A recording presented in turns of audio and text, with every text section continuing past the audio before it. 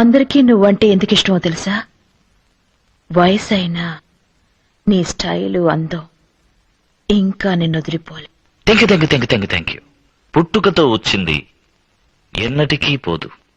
ఎలా ఉంది నా ఇంటి పని మనిషి? క్షమించాలి, నా ఇంటి యజమానురాలు ఎంతో ఎంతో బాగుంది.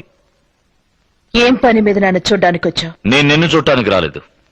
నా ఇంటికి అల్లుడుగా రాబోయే వాడిని చూసి మాట్లాడడానికి వచ్చాను. నీ ఇంటికి రాబోయే అల్లుడా? అవును, నా కూతురు అతన్ని ప్రేమించింది, అతను నా కూతుర్ని ప్రేమించాడు. చంద్రు నీ కూతురు ప్రేమించాడా?